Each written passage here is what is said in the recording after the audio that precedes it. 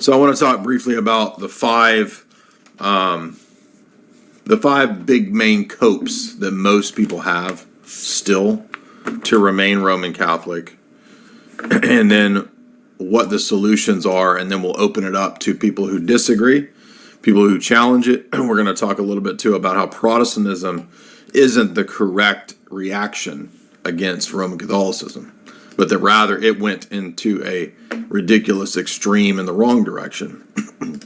So Protestantism is not going to get you the medicine that the Roman Catholic Church at least claims to have with its sacraments and so forth. And so I kind of listed out my five most common. People are always asking me about coughing. So it's because where we live, it's near a giant 12-mile preserve. And at this time, the allergens are like literally in the red like every day. Especially around 8, 9, 10, 11 o'clock is when it gets really bad. So it's a lot better earlier in the day. But it has nothing to do with like, when are you going to go see a doctor? It's not a doctor can't solve allergens, dude. So what are the five copes? And then what's kind of the overriding cope? And then why is Protestantism not really a solution? And then we'll open it up to people who have disagreements, questions, challenges, arguments, debates, etc. over on X. So if you're interested in calling in, the link is right here. You can call in there to the space. And then I will pull you up. Thank you. Already getting some fat super chats. Appreciate that. I will pull you up, give you the microphone, and you can make any questions, challenges, arguments that you want. First point is that I hear most often nowadays as to why people are remaining there is that this came up the other day in the Blonde in the Belly of the Beast stream. Well, I should stay in the Roman Catholic Church because it's my job, it's my duty to reform it and to fix it. And the problem with this, as we pointed out in that stream, is that the nature of that institution, the way it's structured, is not going to allow you, as the bottom of the totem pole, even if you have great numbers, to alter dogma. The dogmatic level has already been solidified when it comes to Vatican II, when it comes to Nostra Aetate, when it comes to the changes in the dogmas, such as changes in the death penalty, changes in what's appropriate in terms of priestly blessings for skittles, changes when it comes to the issue of what's appropriate for people receiving communion. That has changed in the Roman Catholic Church. Changes at the dogmatic level in terms of whether it's acceptable and appropriate to worship with and amongst pagans, with and amongst heterodox, with and amongst Muslims, all of which things the post-Vatican II papacy has done.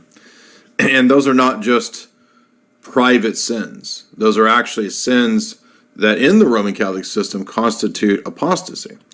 If you don't know, the Roman Catholic system is actually full of tiers, not just of sins in terms of mortal sin, venial sin, but also that canon law dictates different types of sins that remove you from the church and that are actions so severe that they sever you from the mystical body. And the same is true for clerics as well. Clerics aren't exempt from that just because they're clerics.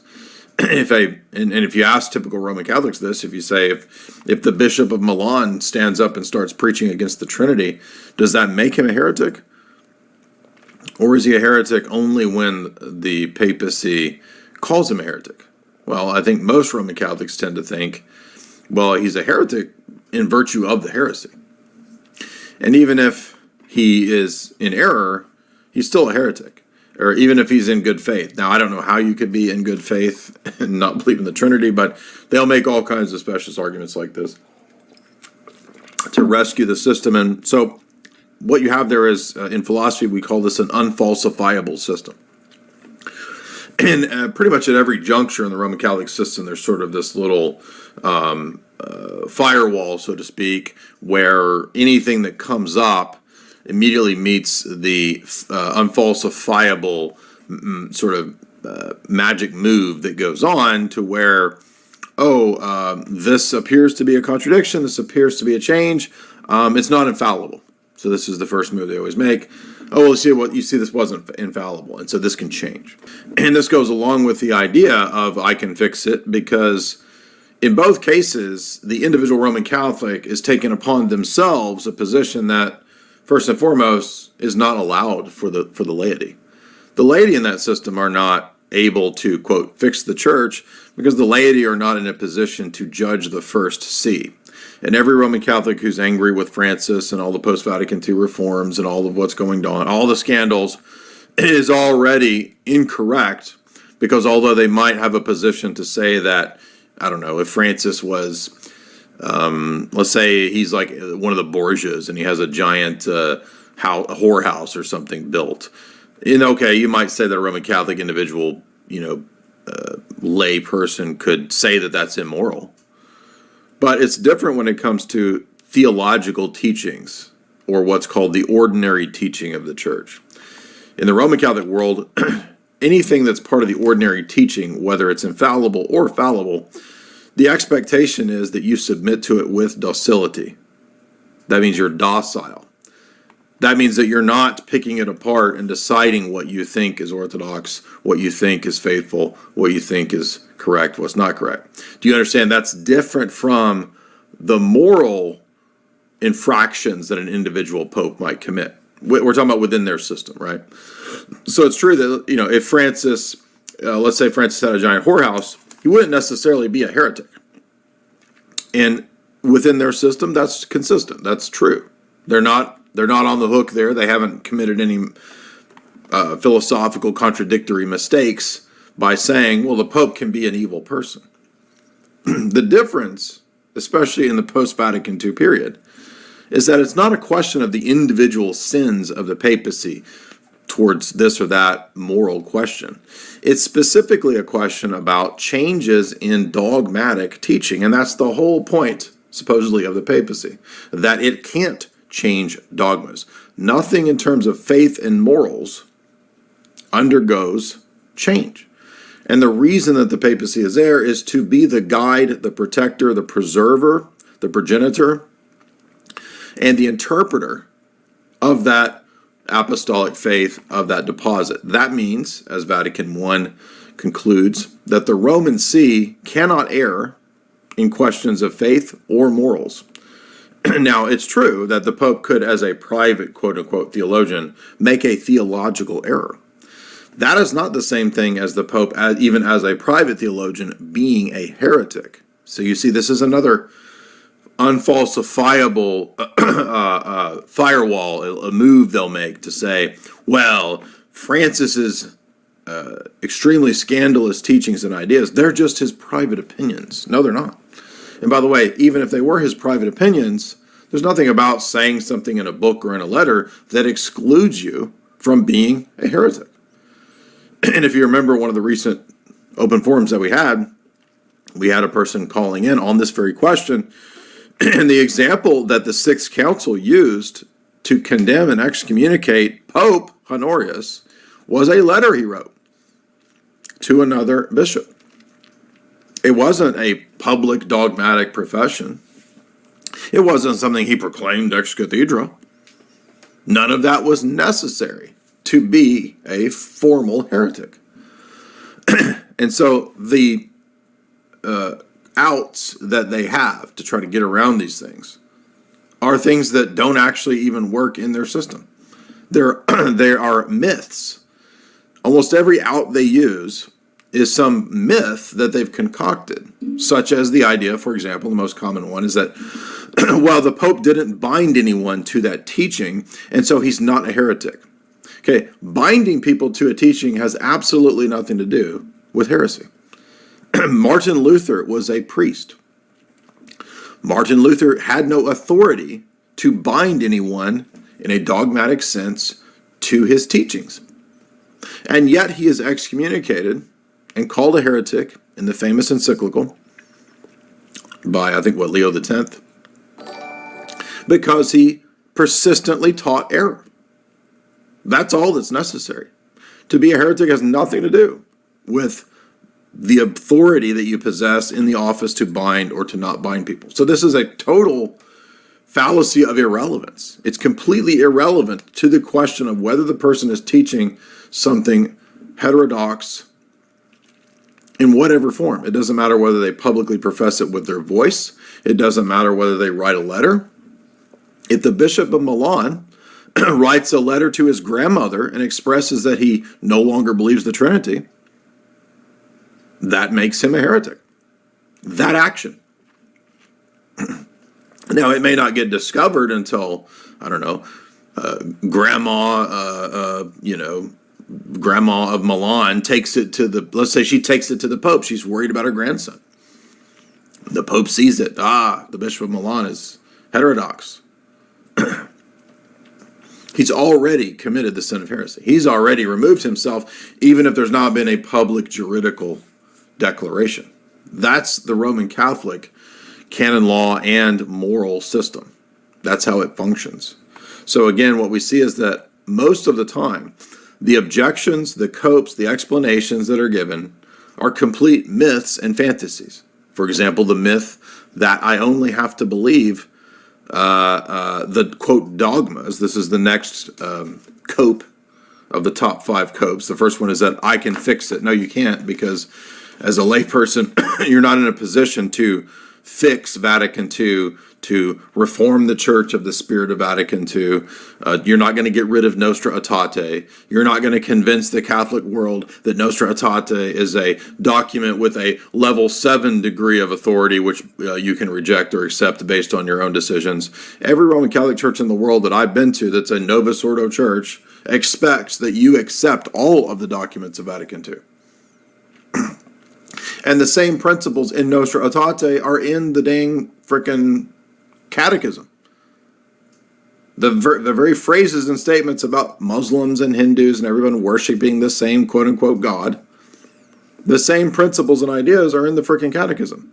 So even if you said, well, the Nostra Aetate is not the full dogma, I don't have to accept it, I can pick and choose the Vatican II documents, which ones are... No, you don't. No, you can't. Every Catholic church you attend in the world has the general default expectation that you accept all the documents of Vatican II.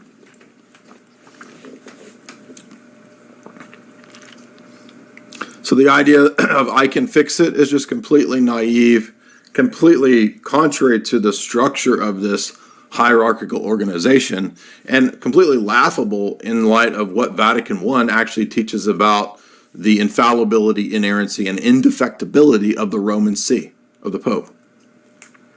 Number 2 cope is I only have to follow XYZ. This is a amazingly prevalent myth in the Roman Catholic world. Where did you get the idea that you, quote, only have to follow the, quote, ex cathedra statements? Number one, there's not actually a list of the ex cathedra statements. And that's why every Roman Catholic comes up with a different list of what the ex cathedra necessary beliefs are. Furthermore, Vatican I is emphatic and states more than once that you also have to believe, beyond the ex cathedra, you also have to believe the universal ordinary teaching, and you have to submit to the ordinary teaching, which can be fallible, but yet with docility. So that's a complete myth. It's absolutely not true that as a Roman Catholic, you only have to believe and accept a handful of, quote, dogmatic or ex cathedra sayings. It's just made up. It's a myth that one guy, one apologist, one Catholic person says, and then all the other ones just chirp it out and repeat it as if it's true because they heard it somewhere.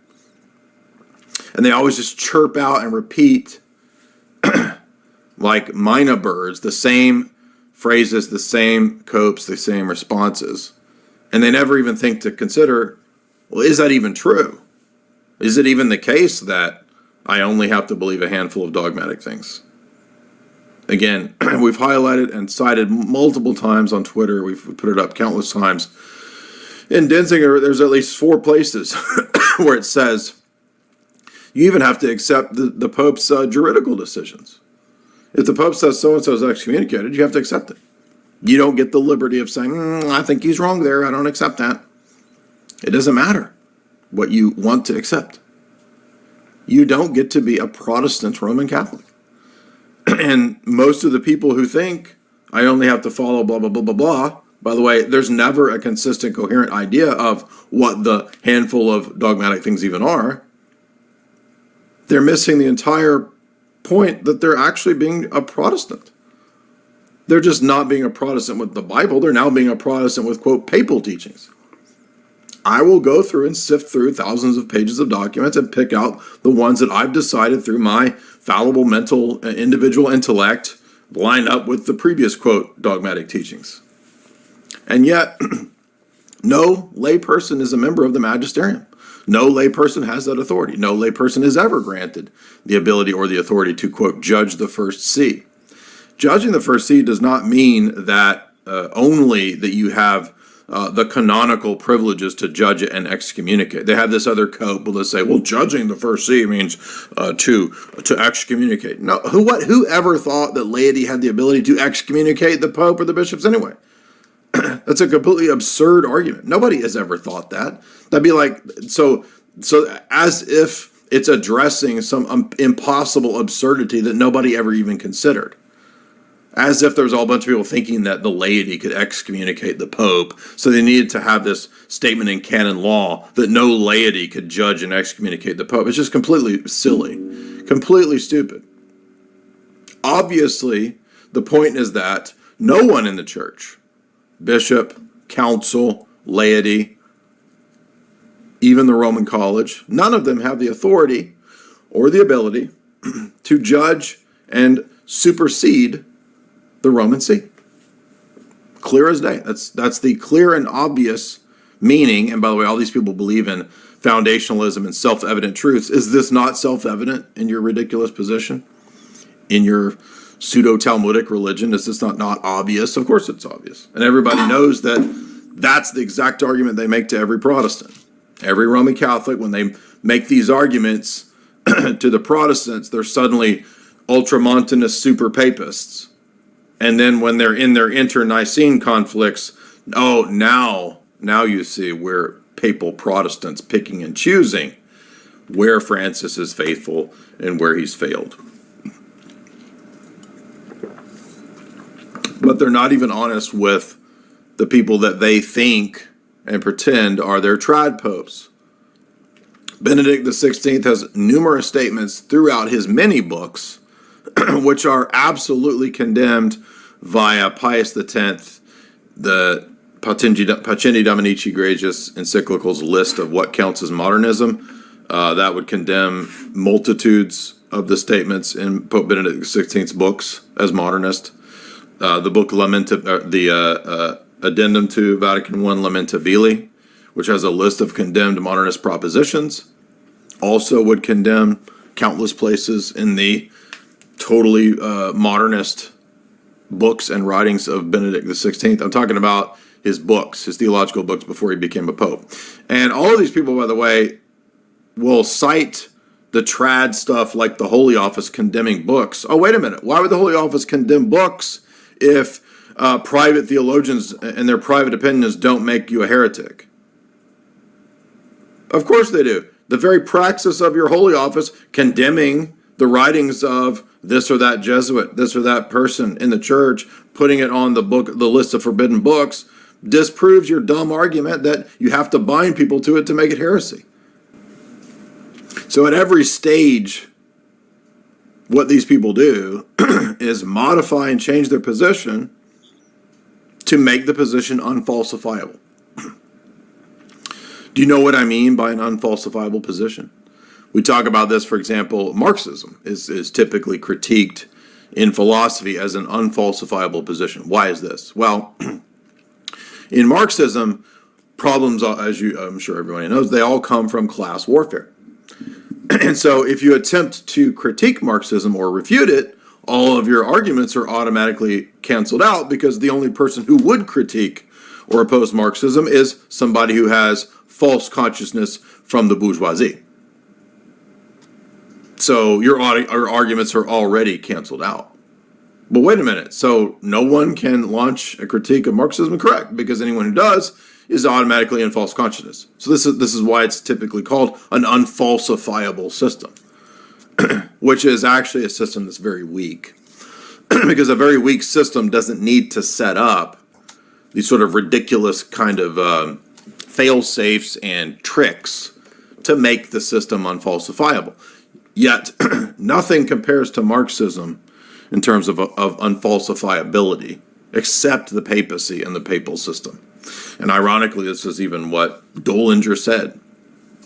I have Dolinger's book here.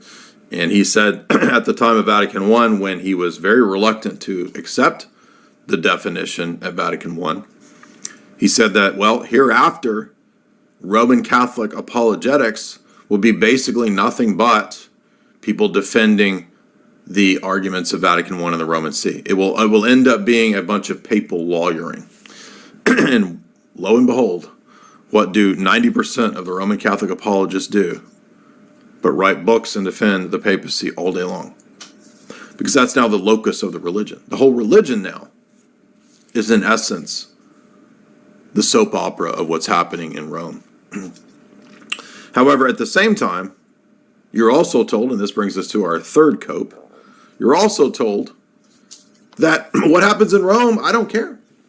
I don't even have to be concerned. I have literally no concern with what's happening in Rome and what Francis is up to.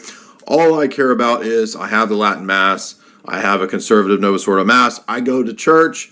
I take my family to sacraments. I don't have to concern myself with what's going on in Rome. Well, if we don't have to concern ourselves with what's going on in Rome and we can ignore Rome,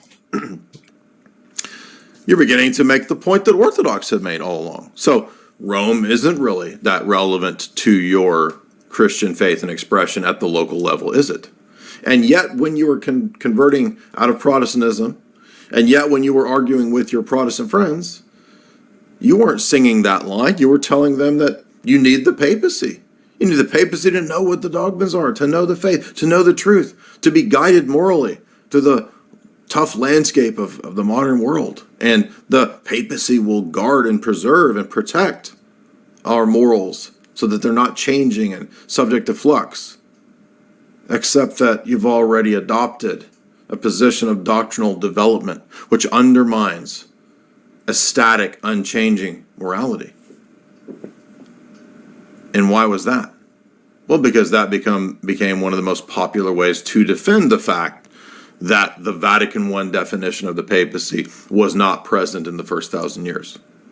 And as we've highlighted probably 500 times, Roman Catholic apologists will vacillate back and forth between, correct, Vatican I's view of the papacy was always there from the earliest days. It was always taught. Oh, but it was also an evolving thing like a seed that grew into a tree. Because those are mutually exclusive positions. But Roman Catholic apologists have no problem trotting out whichever argument works the best in the case that they're in.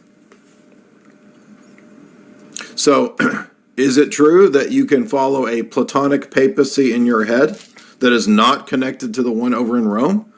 Absolutely not. 100% false. Again, a complete tradcat myth. You have to follow all of the teachings of the Roman See, even if you believe they are wrong if they're ordinary papal teaching. Now, here we could theoretically bring in, I don't know, Francis. Let's say Francis writes a private book that is scandalous. And could a Roman Catholic theoretically say, I'm not concerned with Francis's scandalous private theological book that he wrote? Sure, absolutely. Many Roman Catholics, I'm sure, are not concerned with the scandalous statements that Benedict XVI put in his books before he was Pope. They don't have to hold to those things or be concerned with them. Although, if private theological writings can be heretical, then in that case, it might be a problem, as we said earlier. But, I don't know, let's say that something, Francis wrote something that isn't necessarily heretical, but that a lot of Roman Catholics disagreed with. Could they dismiss that? Sure. Sure, of course. However, that's not the same thing as his encyclicals and his public apostolic constitutions and teachings. Anytime he's teaching on faith and morals in a public way for the church, and all encyclicals are for the church, they're ordinary teaching for the church, you must submit to them with docility. Even if you think there's an area that's wrong, or he didn't word this right, or this is absolutely theologically erroneous, you disagree with it, you don't have the right to rebel, to critique, or to go against the Roman See. And all of the examples that Roman Catholics will give of how they can disagree with the Roman See, rebuke the Roman See, correct the Roman See, all that does is undermine the teaching of Vatican I and prove the Orthodox attitude. Yeah, exactly. You're now operating like an Orthodox person, that there's no super bishop who has super quisatz haderach God powers. That's not the teaching of the papacy. Oh, really? You mean Dictatus Papae and Unum Sanctum? Those haven't been rescinded. They're still on the books. Do you even know what Dictatus Papae and Unum Sanctum says? Unum Sanctum says you have to accept the temporal authority of the Roman bishop to be saved. Well, the Pope took off his triple crown, so that's a symbolic gesture. Well, I thought dogmas don't change. I thought faith and morals don't change. So now to be saved post Unum Sanctum of Boniface VIII, it is necessary to believe in the temporal supremacy of the Roman bishop, that he's the quisatz haderach. That is necessary for salvation according to that dogmatic teaching. But nowadays it's not, because I guarantee you if we surveyed a large portion of the Roman Catholic world and of the episcopate and of the cardinals, I'm willing to bet post-Vatican II, probably a majority of them do not believe in the temporal supremacy of the Roman bishop. Interesting. So why was it necessary for salvation in the 1300s to believe that? And now it's not necessary for salvation. This idea that the papacy guards the morals and keeps them static and unchanging is absolutely ludicrous and totally historically false. That's why this system has to set up so many fail-safes to keep it unfalsifiable. And an unfalsifiable system has the appearance of impenetrability and strength, but is actually very fragile. So no, you don't have the position to accept a Platonic chair of Peter that you are in communion with and that you're not concerned with over in Rome. Vatican I is very clear that the living successor to Peter is the embodiment of the teaching authority of Peter. There is no Platonic papacy in your head in the realm of the forms. The only papacy that exists is the one in Rome, where Francis is. So this is a complete Protestant fiction that you can create a magisterium in your head. And yet, what do we see but countless trad cats and conservative Roman Catholics doing this very thing?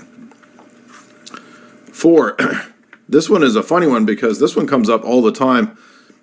I saw it today. It was all over. The Catholic Church to be the true church because it's persecuted. Why? We wouldn't see so much corruption unless it's the true church. So let's follow the logic of this. So the more corrupt an institution is, the more godly it is. Remember when Michael Voris, many years ago, who eventually got outed? Michael Voris said that the most graced people were the ones that were the most tempted with proclivities, so shall we say. What? Well, this is the same logic of the more corrupt our institution is, the more we are validated. This is another weird type of unfalsifiable system. Because it doesn't matter how corrupt it is, how much chaos, insanity comes out with Gladio and the Vatican Bank and the CIA and all this kind of stuff, and the arms trafficking and the money laundering. Oh, well, that just proves, you see, even further, that we're the true church, because it's super duper corrupt and thus persecuted. Yet at the same time, this very week, this very day, countless Roman Catholics came at me and countered me by saying, you have all these problems in your church. You have liberal bishops. You have a skittle bishop or two here or there. Your guy over here in Africa ordained a deaconess. You can't be the true church. Now, wait a minute. I thought corruption proved the true church. Oh, only when it's the Roman Catholic argument does it prove. You see how silly this is. Ridiculous double standards. So corruption proves the Roman Catholic Church. Corruption disproves the Orthodox Church. All of these arguments, I hope you guys can see this. This is why, having basic logic, understanding basic fallacies is so useful across the board. You see, all these are fallacies. Every one of these arguments is based on some kind of silly mental trick that is like a giant house of cards that falls apart right away if you really think about it.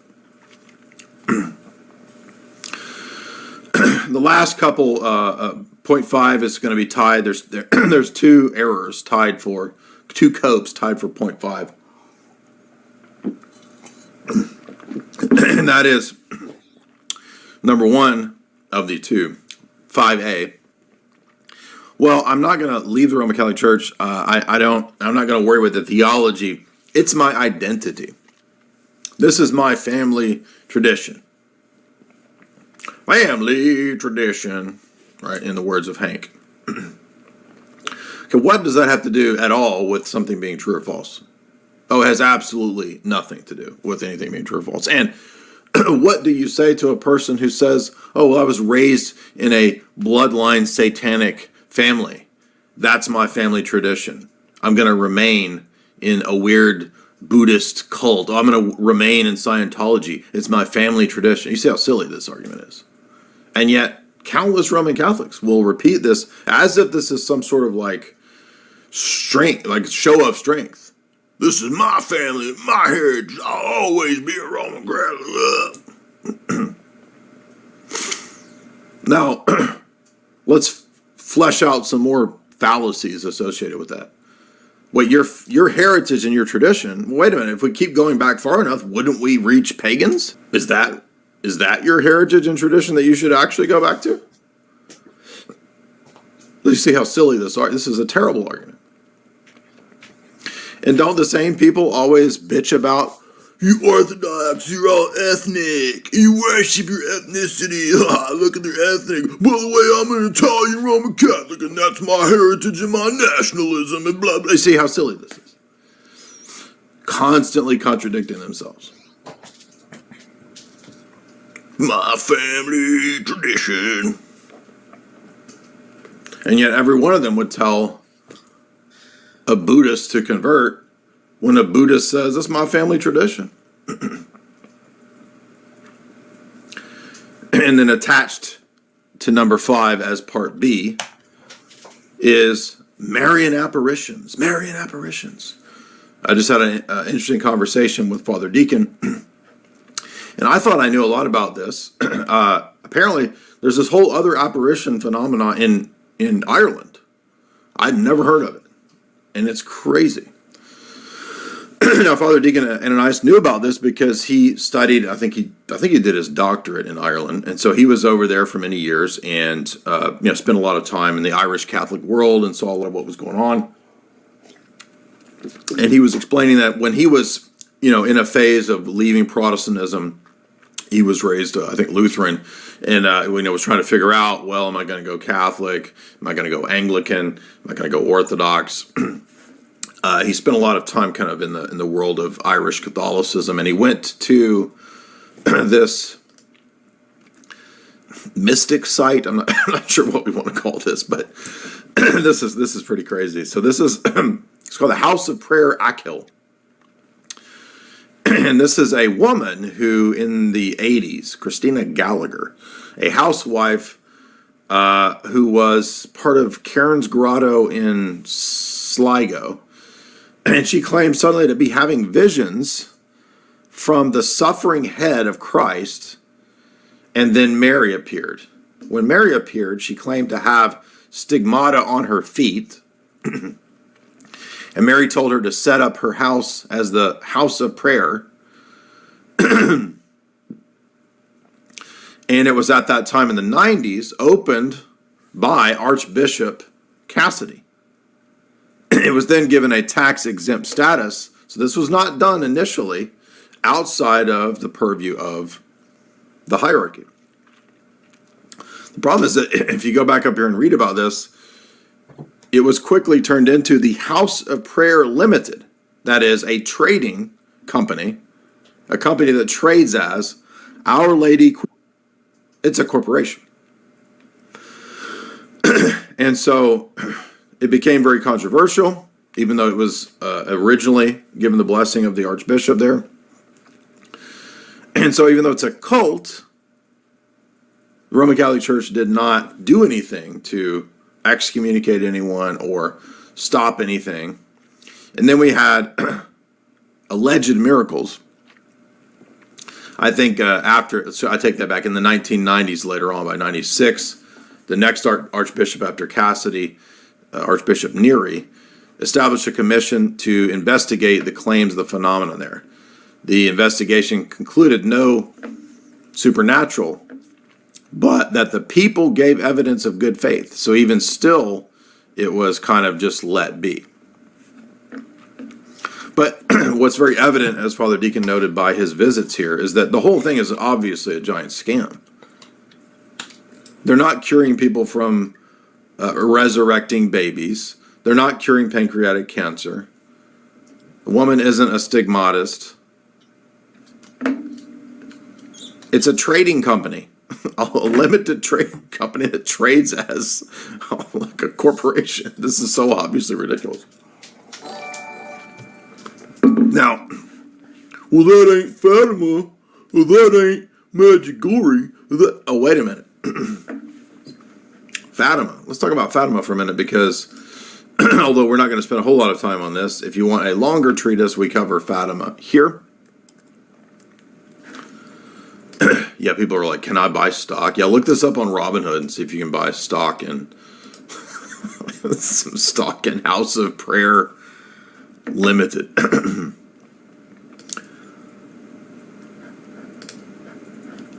Everyone seems to have forgotten that last year, or was it 2 years ago? 2 years ago, all the Roman Catholic world erupted in gyrations and fervor, tingling going up their leg, that Francis was about to consecrate Russia and Ukraine, and that this would finally fulfill Fatima. Has everyone already forgotten this? I haven't forgotten, because we laughed and made fun of all the Roman Catholics at the time and said exactly what was going to happen, which is exactly what happened, which is absolutely nothing. Did they all forget this? Pope Francis is about to consecrate Russia. We're about to win. We're about to own the Orpho Bros. They're going down finally. Mary has sided with us. Oh, nothing happened. Oh, it was a big bust, as we said. And then, turns out, what happens? Let's look at all the trotting out of Fatima. Have you not figured out that this gets rolled out whenever it's needed? And even the other trads have made this ridiculous chart showing how fraudulent and ridiculous Fatima is. 1942, Pius XII. Will Mary, will the commands of Mary be fulfilled? Order all the bishops to consecrate Russia to the Immaculate Heart. Did Pius XII do that? No, he didn't order all the bishops. Did he consecrate it? He did a consecration, but he didn't order all the bishops, and Russia wasn't mentioned. But there was a consecration to the Immaculate Heart. Dang it! We came so close. A couple months later, Pius XII, he's going to do it again. No, he does the exact same thing again. Dang it! July 1952, Pius XII, he's finally going to, 10 years later. Dang it. He only gets 3 of the 4 criteria. He doesn't order all the bishops. He just consecrates Russia to the Immaculate Heart. So this is the most ridiculous code. Do you see how, look, you want to trot out Fatima to me? It's a miracle. If it's a miracle, why all this nonsense? Literally all they have to do is do these 4 things. Like every trad cat will pull up this dumb chart to explain, to cope as to why the papacy hasn't really done the consecration and fulfilled Our Lady's requests. I mean, how hard would it be for any of these people to do it? Oh, let's fast forward past Paul VI. 1982, John Paul II is going to do it. Oh, he just does a consecration of the world. Dang it. 1984, John Paul II, he orders all the bishops to consecrate the world. Dang.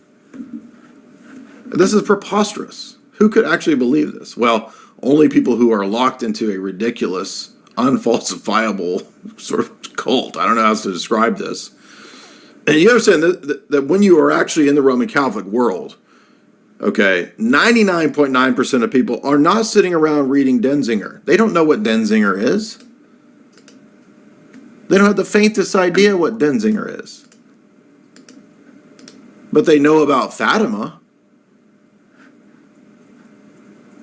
And they'll make charts detailing like freaking fantasy football sports bros to figure out who did and didn't do what in the last 70 years in regard to this is preposterous. This is ridiculous. So you understand, you're not just signing on to, I only have to believe 5 dogmas. No, you don't. You got to believe all this stuff too. I don't have to believe Fatima. It's not actually dogma. It is not part of the handed down magisterial and divine revelation. Yeah, but you are going to be laughed out of the Roman Catholic world if you don't believe Fatima, because for all intents and purposes, they receive it as dogma. It is essentially divine revelation in a practical sense. Have you met any Roman Catholics that don't believe Fatima? I've never met one. In fact, the Marian stuff is their ultimate fallback. They think this is like the ultimate irrefutable, unassailable, like, all right, well, they might have us on everything else, or they'll never get us on this. Really? I mean, is this the essence of the religion that Jesus established? Just basically mastering a giant role-playing game chart about Fatima? This is what Jesus has us up to, figuring out fantasy football charts about what was and wasn't completed. This is ridiculous.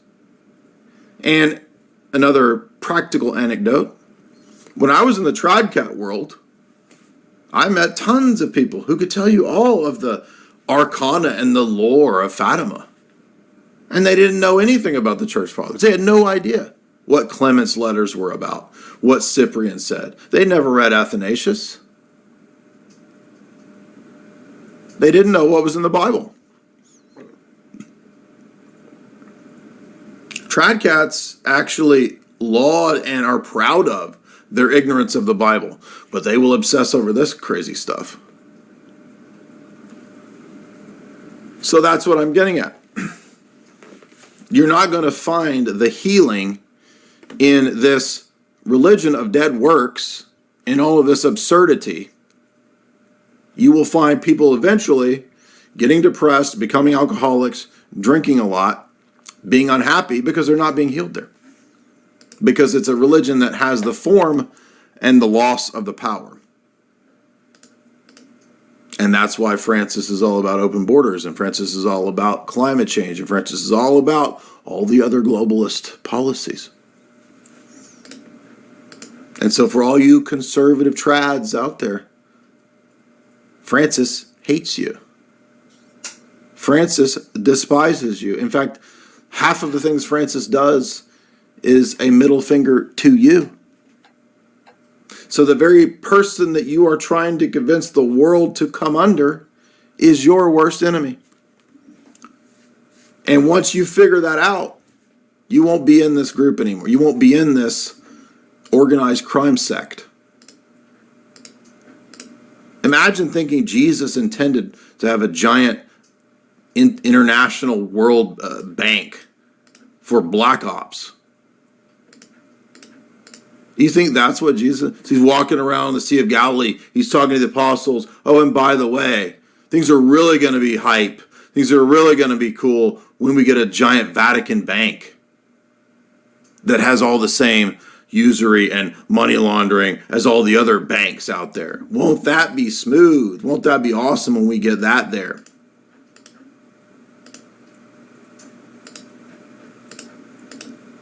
All right, we're going to open it up. those are my 5 arguments. And for those who would like to read a really fascinating paper by an academic who, I don't know whether he's Catholic or what he is, but this is not a conspiracy paper. This is an in-depth academic analysis of one of the famous apparitions of recent note, the Bayside apparitions. This was one of the most fascinating geopolitics papers I've read in a long time. It's called The Virgin and the Bomb, the Bayside Apparitions, Cold War Anxieties, and Marian Anti-Communism. And the reason I recommend this paper is because it will give you a really in-depth insight into how and in what ways the Marian apparitions were absolutely used in the Cold War, especially for Western intelligence, psyops, and deception. That becomes very evident in this example. And even though it's not written as a, quote, conspiracy text, it doesn't have to be. I mean, even EMJ thinks that, like, Medjugorje was fake and was part of, like, psyops and stuff. Yeah, I just extend that to one more apparition known as Fatima, right?